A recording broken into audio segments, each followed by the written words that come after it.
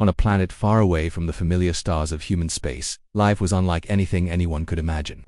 This planet was harsh, unwelcoming, and deadly in ways that seemed almost deliberate. Its mountains were jagged and sharp like the teeth of some colossal beast, scraping the sky with peaks that disappeared into clouds of violent dark storms. The air was thin, making every breath a struggle, and the winds could shift suddenly, carrying dust, ice, or acid rain. Water was scarce, and when it did appear, it often carried toxins that could kill in minutes. The soil was poor, and most plants were spiny, bitter, or poisonous. Predators lurked everywhere, many of them so strange and dangerous that even the hardiest explorers had given up trying to study them. To survive here was to fight every moment, and most life that had tried had failed. Yet, despite these seemingly impossible conditions, humans had found a way to live. They were no ordinary settlers. Over generations, the inhabitants had evolved or at least adapted their behavior, skills, and culture to survive the world's many threats. They called themselves Deathworlders, a name that spoke of respect for their environment and an acknowledgement of the constant danger around them. Every child was taught from an early age to read the signs of the land, which plants could heal, which streams carried poison, which rocks were safe to step on, and which paths would lead straight into the jaws of a predator. Their villages were scattered, often hidden in the folds of valleys or within rock formations that provided some protection from the relentless storms. They built their homes from the materials available: tough wood-like plants, stone and metals extracted from the jagged cliffs. Every structure, every tool, and even their clothing was designed with survival in mind. Nothing was wasted and nothing was taken for granted. The Deathworlders were not only physically strong but incredibly intelligent in practical ways. They developed traps and defensive systems to protect themselves from the planet's natural dangers. They could track creatures for miles, predict the storms, and find or purify water from seemingly impossible sources. Hunting was not just for food. It was training, practice, and proof of skill. Social bonds were strong because each person's survival often depended on the others. Sharing knowledge was not optional, it was necessary.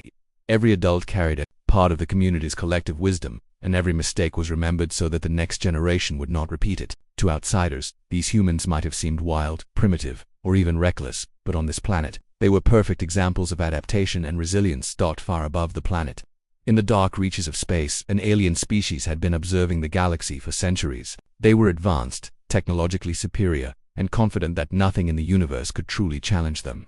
Their understanding of life forms was often based on assumptions.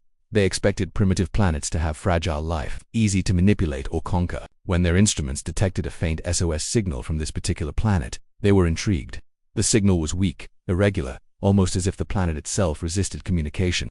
But curiosity and perhaps a sense of superiority pushed them to investigate. They prepared their ships, confident that any life form they would encounter would be easy to handle with technology far beyond human imagination. What the aliens did not understand was that this planet's inhabitants were unlike anything they had anticipated. The Deathworlders had learned to use the environment as both shield and weapon. The alien ships, while powerful, were designed for smooth, predictable conditions.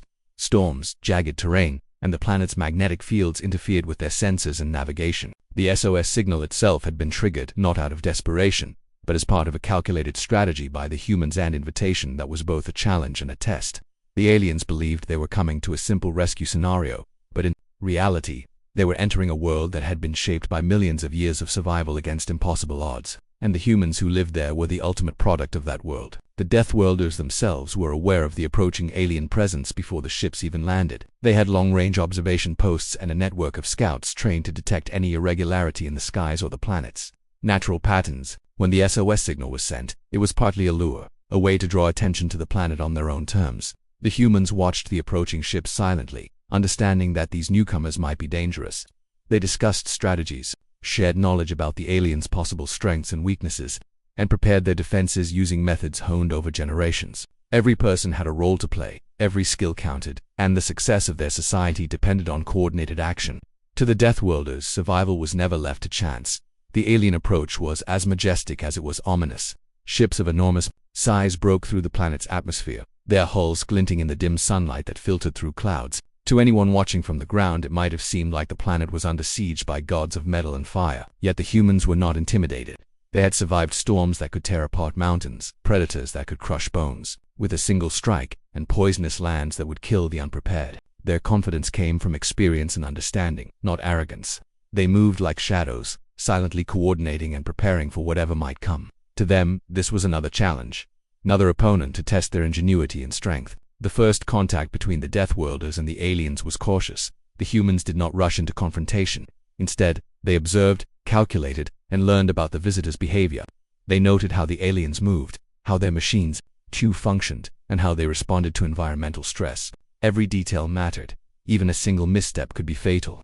For the aliens, the humans' behavior was puzzling. They expected fear, submission, or confusion, but instead they were met with calm, precise, and deliberate actions. The Death had mastered not just survival of the body but survival of the mind. They understood risk, probability, and strategy in ways that were far beyond what the aliens had predicted. Throughout this time, life on the planet continued in its harsh rhythm. Storms battered the mountains, predators stalked prey, and survival remained a constant struggle. But the presence of the aliens added a new dimension to their existence. It was no longer just about weather, terrain, or natural enemies. It was about a new intelligence, a new threat, and a new opportunity to prove themselves. The Death understood that facing the aliens would test everything they knew, but it also reminded them of what they had always known, that strength came from adaptation, courage, and the ability to act decisively in the face of danger. This was the essence of life on a death world, a continuous challenge, where only the clever, the brave, and the prepared could survive. By the time the first alien ships had fully landed, the humans were ready. They had mapped the terrain, positioned themselves strategically, and created contingency plans for every conceivable scenario. They were not waiting to react, they were ready to act. The planet itself seemed to support them, providing natural advantages and traps that the aliens could not understand. Every rock, every canyon, every gust of wind was a potential ally. The Deathworlders moved silently through the terrain, invisible to the technologically superior beings who assumed that machines could detect everything. Here, technology was not enough. Knowledge, intuition, and experience mattered more than any weapon or device. The stage was set for a confrontation unlike any the galaxy had seen. And so, in this vast hostile landscape, the first chapter of an extraordinary encounter began. The Deathworlders, hardened by a lifetime of survival, and the aliens, confident in their superiority, were about to meet in a clash that would challenge assumptions, test limits, and reveal the true nature of life on a death world. In this introduction, the foundation of the story was laid, a world designed to kill, humans shaped to survive, and a curious alien force about to discover that the greatest threat on this planet was not the environment, but the humans themselves. The story of the Deathworlders and the alien visitors continued to unfold as the newcomers attempted to make their presence known on the hostile planet. The aliens had arrived with confidence, believing that their advanced technology would easily allow them to understand and control the humans they had encountered. They were wrong. As soon as they descended from their ships, they began to experience the first of many challenges that would reveal just how underestimated these humans were. The Deathworlders, in their quiet and deliberate way, had been watching, waiting, and preparing. The aliens' arrival triggered a series of events that tested both parties' abilities, endurance, and intelligence. From the beginning, the aliens struggled with the planet's environment. Their ships, although powerful and sophisticated, were designed for predictable conditions, not for a world defined by chaos. The jagged terrain caused navigational errors. The magnetic fields disrupted communications, and the storms interfered with sensors. Small mechanical failures occurred, which the aliens had not anticipated, and they began to realize that the Deathworlders' home was far more hostile than they had expected. While the aliens saw these as minor inconveniences, the humans recognized them as opportunities. Every flaw, every error, and every hesitation could be exploited with careful observation and planning. The Deathworlders moved with remarkable coordination and precision. They had been trained their entire lives to observe, calculate, and act according to environmental cues. They understood the land in ways that went beyond maps or charts. They felt the subtle shifts in wind, the faint tremors in the ground, and the changes in wildlife behavior that indicated danger or opportunity. Using this intimate knowledge, they began to test the aliens' capabilities. They set traps, laid false trails, and created diversions that seemed simple but were highly effective. They forced the aliens to expend energy, make errors, and slowly reveal their weaknesses. To an outside observer, these actions might have appeared sporadic or chaotic, but they were carefully planned and executed with the precision of a military campaign. One of the first signs that the challenge was escalating came when the Deathworlders forced the aliens to navigate treacherous terrain without knowing it. Hidden canyons, spiked rock formations, and sudden drop-offs were everywhere. The humans had anticipated the alien response and knew exactly how the invaders would react. As the aliens moved through these areas, their movements became slower, cautious, and less confident. Their advanced sensors failed to detect natural hazards, while the humans remained unseen, observing every reaction. It was a slow and deliberate process, where patience and strategy mattered more than brute force. The Deathworlders understood that victory did not require overwhelming the aliens immediately. It required weakening them, studying them, and exploiting their errors.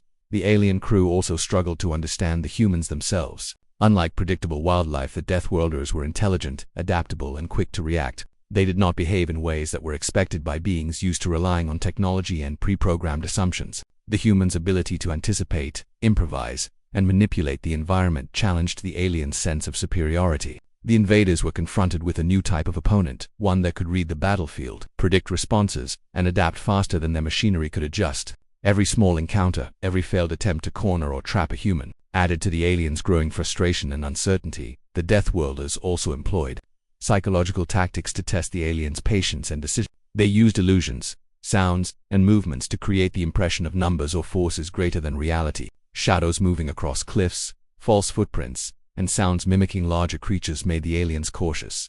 Their confidence began to waver, which was precisely what the humans had intended. These subtle tactics required skill and timing, and they demonstrated that the Deathworlders' mastery was not just physical but mental. Every action taken was a deliberate attempt to understand, challenge, and manipulate the alien response, teaching the invaders that intelligence alone was not enough in a world governed by chaos and survival instinct. Meanwhile, the humans also faced their own rising challenges. They were aware that the aliens were technologically superior and could cause catastrophic damage if underestimated. The Deathworlders had to balance aggression with caution, knowing that a single mistake could be fatal. They refined their strategies constantly, learning from each minor encounter and adjusting to the aliens' responses. This process of adaptation mirrored the way they had learned to survive on their planet for generations. Each action, whether it was a trap, an ambush, or a diversion, was informed by knowledge, experience, and careful observation. It was not reckless confrontation. It was controlled, calculated, and highly effective.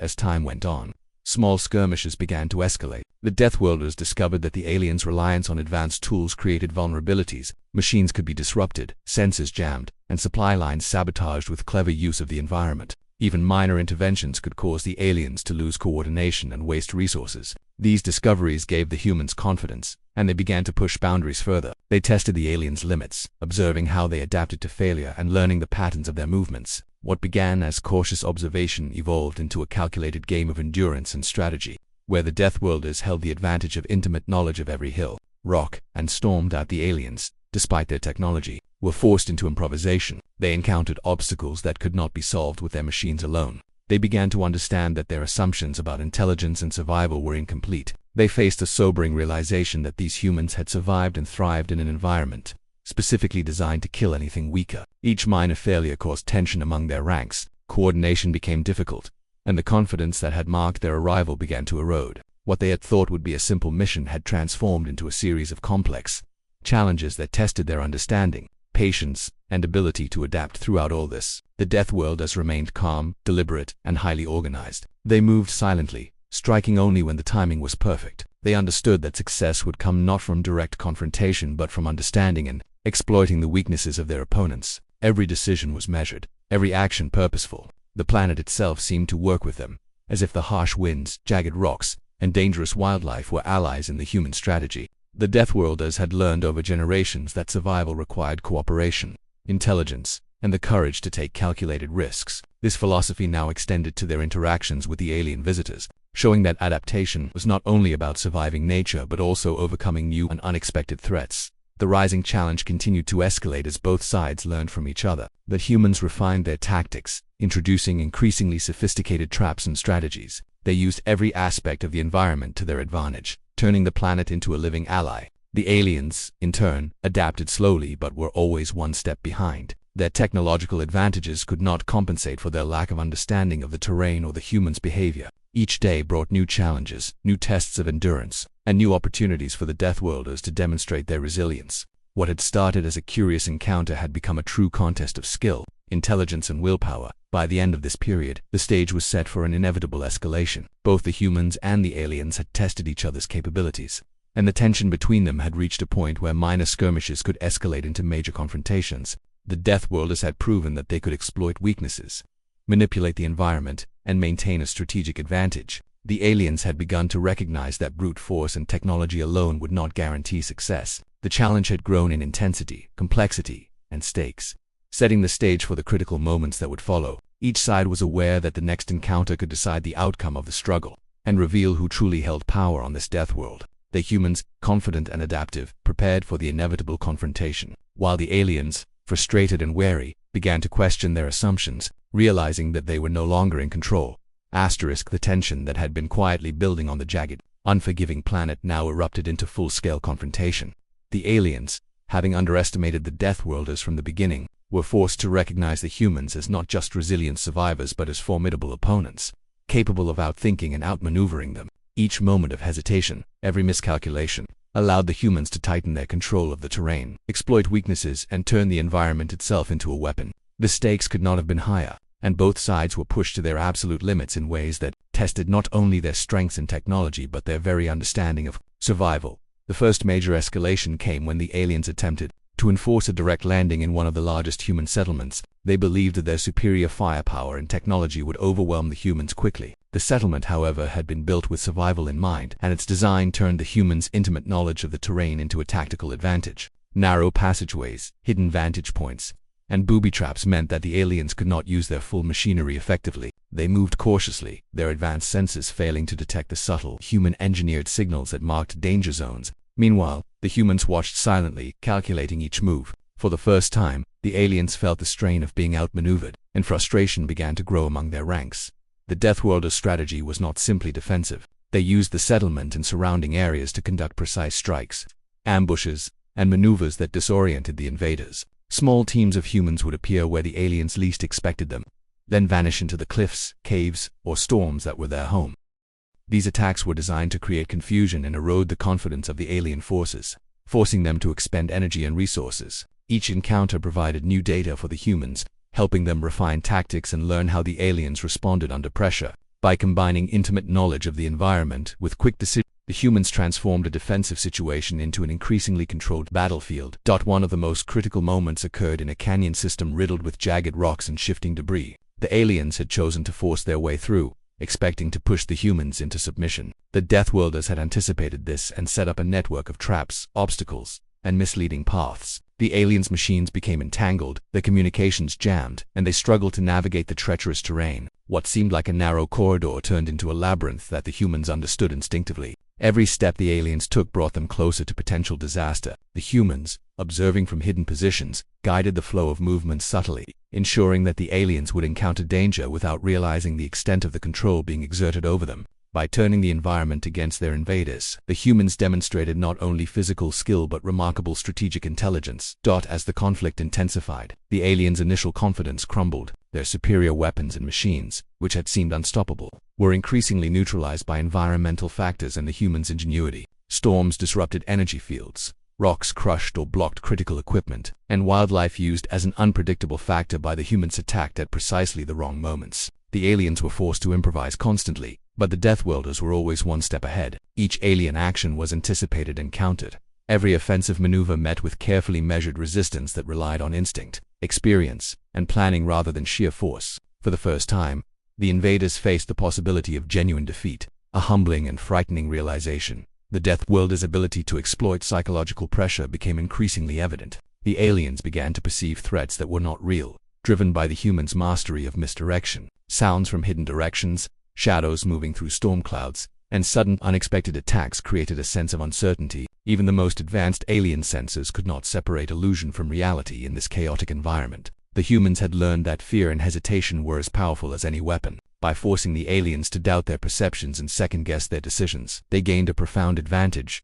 shaping the battlefield in ways the invaders could not understand. Each misstep by the aliens played into the humans' hands, reinforcing the growing momentum of the Deathworlders' resistance. At the peak of the escalation, a particularly dangerous confrontation occurred near a jagged cliff overlooking a river of molten rock. The aliens attempted a direct assault, believing that overwhelming force could break the humans' defenses. The Deathworlders, however, had prepared carefully for such an attack. They guided the invaders into a narrow gorge lined with natural hazards. Rocks shifted unpredictably, molten streams threatened to cut off paths, and the canyon itself seemed alive with hidden dangers. The aliens' machinery was damaged, and some units were completely immobilized. For the humans, this moment validated everything they had prepared for.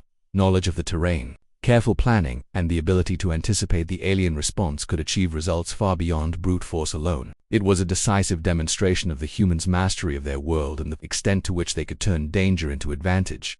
Even as the confrontation reached its peak, the humans remained composed and disciplined. They coordinated attacks across multiple locations, using the planet itself as an extension of their will. Ambushes were synchronized, escape routes carefully planned, and reinforcements moved swiftly to key points. The Deathworlders demonstrated that their survival on this planet was not just about reacting to threats but actively controlling them. Each maneuver, strike, and retreat was deliberate, calculated to maximize the advantage of knowledge over technology, skill over power, and adaptability over rigidity. The aliens, on the other hand, were increasingly reactive, forced to adapt constantly to unforeseen variables while under stress. The balance of power, once assumed to be entirely in favor of the invaders, had shifted dramatically. The escalation was not without cost to the humans. They had to balance aggression with caution, knowing that overextension or misjudgment could be fatal. Each action was weighed carefully, and risks were only taken when the potential gain outweighed the danger. Injuries occurred, and equipment was damaged or lost, but the Deathworlders adapted quickly, improvising solutions and maintaining cohesion. Their experience surviving an unforgiving planet had taught them resilience, patience, and strategic thinking, all of which were now critical in this escalating confrontation. The humans' ability to remain focused under extreme pressure that allowed them to continue controlling the flow of the battle and to exploit every opportunity the aliens unwittingly presented. As the confrontation continued, it became clear that neither side could rely solely on their original assumptions. The aliens could not depend on technology alone, and the humans could not rely solely on physical skill. The battle had become a contest of wits, strategy, and endurance. Every decision, every movement, and every small encounter influenced the larger conflict. The humans were testing the aliens continuously, and the aliens were slowly learning to respond, but always at a disadvantage because they were operating in a world they did not understand. The escalation had reached a point where the outcome was uncertain, the danger ever-present, and the consequences of failure catastrophic. By the end of this critical phase, the aliens were forced to acknowledge a fundamental truth. They were facing a species that had adapted perfectly to its environment, a species capable of turning danger into advantage, and a species that could think, plan, and act in ways that defied expectations. The Deathworlders had transformed the planet into a strategic weapon, and the aliens had been drawn into a situation where survival depended not on power but on adaptability. The stage was set for the resolution of the conflict, a moment that would test the limits of both species and determine the ultimate outcome of this unprecedented encounter. The escalation had revealed the full extent of human capability, the true danger of the planet, and a challenge that lay ahead for the technologically superior but strategically disadvantaged aliens. The moment of truth had arrived. After days of escalating confrontations, careful maneuvering, and high-stakes encounters, the humans, the Deathworlders, were ready to turn the tide decisively. The aliens, though technologically superior and initially confident, had begun to falter. Every misstep they made in the harsh environment, every over-reliance on machinery, and every underestimation of the humans' adaptability had left them increasingly vulnerable. The planet, with all its dangers, was no longer just a backdrop to the conflict. It had become an active participant in the human strategy, an extension of their intelligence and cunning. Now, all of these elements came together in a coordinated effort that would determine the outcome of the confrontation. The Deathworlders understood that victory required patience and timing. They had observed the aliens' behavior over multiple encounters, noting patterns, weaknesses, and reactions to environmental hazards. They knew that a direct assault might be risky, even fatal, but careful, calculated pressure could force the invaders into mistakes they could exploit. Using their intimate knowledge of the land, the humans created a plan that combined misdirection, terrain advantage, and psychological pressure. Every trap, every maneuver, and every movement was designed to maximize impact while minimizing risks to their own people. The approach was methodical, almost surgical in its precision, a reflection of the generations of survival wisdom embedded in the society of the Deathworlders. The aliens, on the other hand, were increasingly frustrated. Their technology, powerful as it was, began to fail under the unique pressures of the planet. Navigation systems were disrupted by magnetic anomalies, communication arrays were partially disabled by storms, and energy-intensive weapon systems became less effective as their power sources struggled to cope with environmental challenges. Even simple movement was complicated. Their attempts to adapt were reactive and slow, often too little and too late. Each failure chipped away at morale, while the humans' skillful exploitation of the terrain continued to increase their advantage. The invaders had underestimated the challenge, and now they were paying the price. The humans began to implement their final strategies in full. Small, highly coordinated teams moved through natural choke points, using hidden paths, cliffs, and caves to control the battlefield. They guided the aliens into areas where the terrain itself would hinder movement and amplify danger. Molten rivers, jagged cliffs, and narrow canyons became instruments of warfare, carefully chosen to neutralize the aliens' technological advantages. Even the planet's unpredictable weather played a role. Sudden storms and blinding sandfalls were anticipated and used to isolate groups of invaders, disrupt formations, and create chaos. Every element of the environment was leveraged to amplify human strength and diminish alien superiority. One pivotal encounter occurred near a volcanic ridge that was both dangerous and strategically vital. The aliens attempted to advance aggressively, believing that their superior weapons and shields could overcome any obstacle. That humans had anticipated this and created a layered defense. They lured small groups into precarious positions, forcing them into narrow corridors and unstable terrain. Rocks tumbled, molten fissures threatened every step, and sudden, precise strikes from hidden positions kept the aliens off balance. Their once cohesive units began to fracture, and their advanced technology could not compensate for the unpredictability of the terrain and the humans' mastery of it. In this single engagement, the balance of power shifted unmistakably in favor of the Deathworlders. Psychological pressure played an equally critical role in the resolution. The aliens, already disoriented by the harsh conditions, began to experience confusion and fear. The humans, who moved with stealth and precision, created the illusion of greater numbers, greater mobility, and omnipresence. Sounds echoed through the canyons, shadows moved unpredictably, and every false lead forced the aliens to waste time, expend energy, and reconsider every decision. Confidence, which had marked their arrival, had largely disappeared. The Deathworlders understood that psychological dominance could be as effective as physical action. By eroding the aliens' certainty and forcing hesitation, the humans increased their advantage exponentially. Each moment of doubt for the aliens became an opportunity for the humans to consolidate.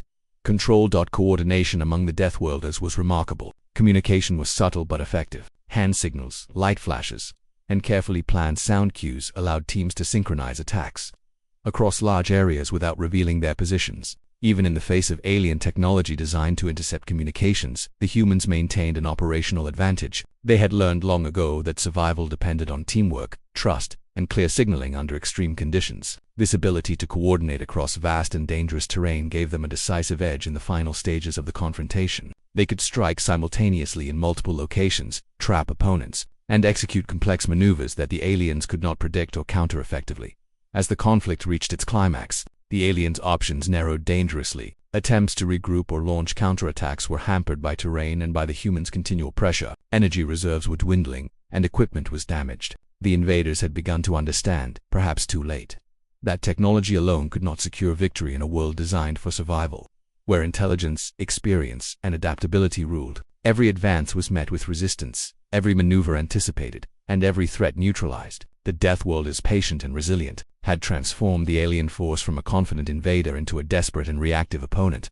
Finally, the aliens recognized that retreat was the only viable option. Their ships, already damaged by terrain hazards and human intervention, could not sustain prolonged engagement. Even with advanced shields and weaponry, the environment and the human strategic mastery had proven overwhelming. Retreat was not just a matter of choice, it was survival. The Deathworlders did not need to annihilate their opponents to claim victory. They had proven dominance through strategy, skill, and control of the battlefield. Their mastery of the planet, combined with careful, calculated tactics, had neutralized an enemy far more technologically advanced than themselves.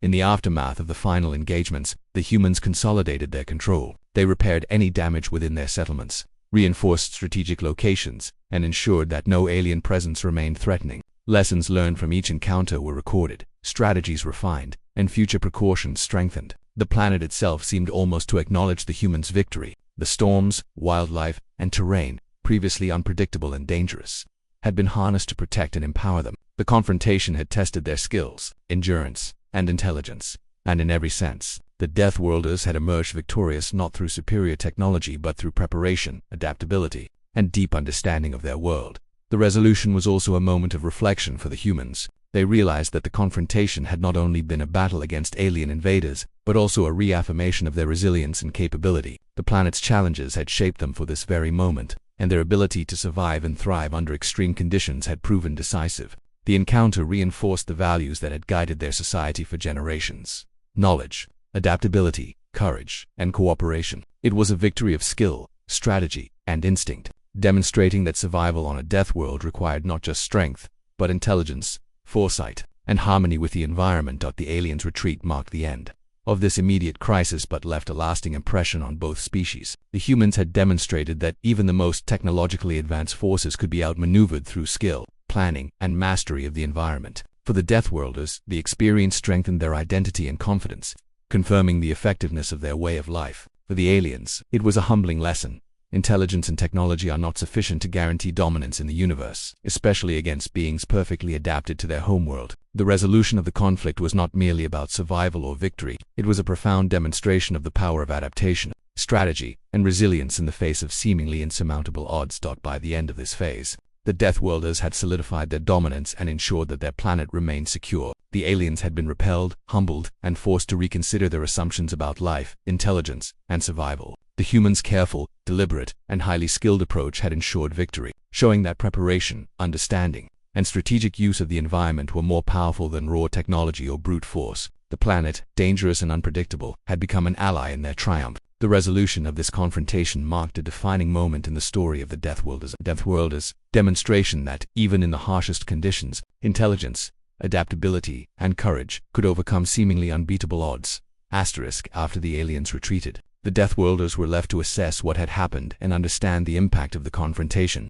Their victory was not just a moment of survival, it was a profound affirmation of everything they had learned over generations about living on their deadly planet. The humans began to move through their settlements, inspecting the damage, checking for survivors, and repairing what had been affected. Though the alien attacks had been formidable, the careful planning, strategic traps, and use of the environment had minimized losses. Families, communities, and entire networks of communication and defense were preserved, and in many ways strengthened by the lessons learned during the encounter. The aftermath was not just physical repair, it was mental and emotional reflection.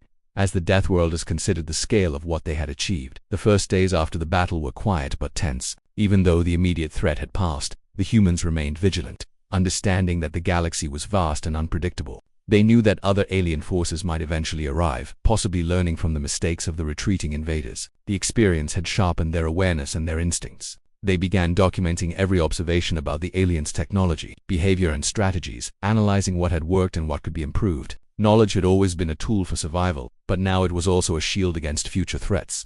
Every detail, no matter how small, was carefully recorded and shared among the settlements. Children listened to the stories of the battle with fascination, learning from the experiences of the adults. These accounts became lessons in survival, strategy, and courage, reinforcing the values of the Deathworlder culture. The humans also reflected on the unique nature of their victory. They had defeated a technologically superior force, not through force alone, but through intelligence, planning, and adaptation. The planet, with all its dangers, had been turned into an ally. They realized that their mastery of the environment, honed over generations of struggle, had been decisive. Every trap, ambush, and tactical maneuver had relied on understanding the land as well as understanding the opponent. They had used every rock, every storm, and every predator to their advantage. The success reinforced the idea that survival was not merely about strength or weapons, it was about skill, knowledge, and the ability to adapt under extreme pressure. It was a validation of their way of life, proving that the Deathworlders were perfectly suited to their world, and even capable of repelling outsiders who seemed invincible at first glance. Community and relationships were strengthened during this period of reflection. The battle had reminded every individual that cooperation was essential, and trust in one another was a matter of life and death. Teams that had worked together during the confrontation were celebrated for their skill and bravery. Leaders emerged who had displayed exceptional judgment and courage. These moments of recognition reinforced social bonds, inspired confidence, and ensured that the collective wisdom of the community would continue to grow. The confrontation with the aliens became a shared experience that bound the population together more tightly than ever. Even as they repaired physical damage, the Deathworlders rebuilt and strengthened social structures, ensuring the survival of not just individuals but the entire society. As the humans observed the skies in the weeks following the retreat, they considered the larger implications of the encounter. The aliens had been confident, arrogant even, in their assumptions about life on the planet. Their retreat was a lesson in humility, a reminder that assumptions based on technology, strength, or superficial observation could be disastrously wrong. The Deathworlders reflected on the vastness of the galaxy and the possibility that other intelligent species might exist with their own ambitions. While the immediate danger had passed, the humans understood that vigilance, preparation, and adaptability would always be necessary. The experience fostered a sense of responsibility, not just for survival but for maintaining readiness in an unpredictable universe. Every lesson learned in this confrontation became part of the collective knowledge that would protect future generations. The planet itself seemed to resonate with the humans' triumph. Harsh storms subsided just long enough for repair and reflection. Wildlife resumed its cautious routines, and the natural rhythms of the dangerous ecosystem returned to a delicate balance. The Deathworlders had lived through the chaos of conflict and emerged not only alive but stronger, having harnessed the challenges of the land to secure victory. The environment, which had always been their greatest teacher, had once again proven that survival required respect, understanding, and adaptation. The humans' ability to navigate, manipulate, and thrive within this world demonstrated their deep connection to it, and the victory over the aliens became a symbol of this harmony. Storytelling and tradition began to take a more central role in this period of reflection. Elders recounted the details of the confrontation, describing the strategies used, the mistakes avoided, and the lessons learned. Young humans listened eagerly, absorbing the knowledge while also learning about courage, observation, and intelligence. These stories became more than history. They were lessons in problem-solving, patience, and the use of environment and intelligence over brute force. Each retelling emphasized the importance of preparation, teamwork, and adaptability, and how these qualities could transform potential disaster into triumph. The encounter with the aliens became part of the cultural memory, shaping future generations' understanding of survival, strengths, and the value of strategic thinking. In addition to cultural reflection, practical measures were taken to prepare for any future encounters. Defense systems were reinforced, observation posts were enhanced, and communication networks between settlements were improved. Training intensified, with new exercises designed to simulate unexpected threats, incorporating lessons learned from the alien strategies. These measures were not driven by fear but by a proactive understanding that the galaxy contained unknown dangers, and that preparation was essential to survival. The Deathworlders understood that the experience had provided invaluable insight, and they were determined to turn it into lasting advantage. Every individual, from the youngest child to the most experienced adult, participated in the preparation, ensuring that the knowledge gained would not be lost.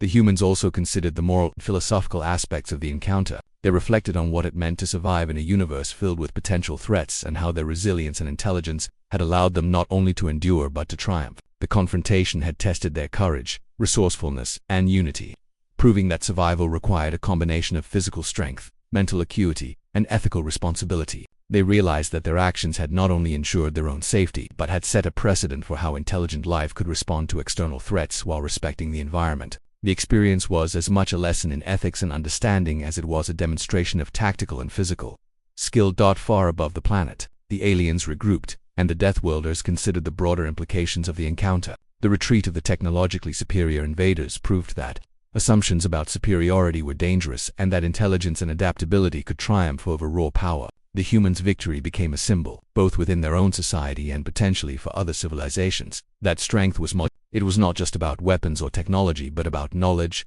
preparation, adaptability, and cooperation. The humans understood that this was a lesson not only for themselves but for the broader understanding of survival in a complex universe. As time passed, life gradually returned to its rhythm on the planet. The humans continued their daily routines, hunting, gathering, and maintaining their settlements. But there was a renewed sense of confidence and identity. They had survived a challenge that few could have imagined and had emerged stronger, wiser, and more unified. The confrontation with the aliens became a story that would be told and retold, a source of inspiration, education, and pride. It reinforced the idea that true strength came not from fearlessness or brute force, but from preparation, intelligence, adaptability, and the courage to act decisively when the moment demanded it. Ultimately, the aftermath of the confrontation solidified the Deathworlders' understanding of themselves and their world. They had proven that they could survive anything their environment or outsiders threw at them. The victory was complete, not just in tactical terms, but in cultural, social, and philosophical terms as well. Every individual had contributed to the triumph.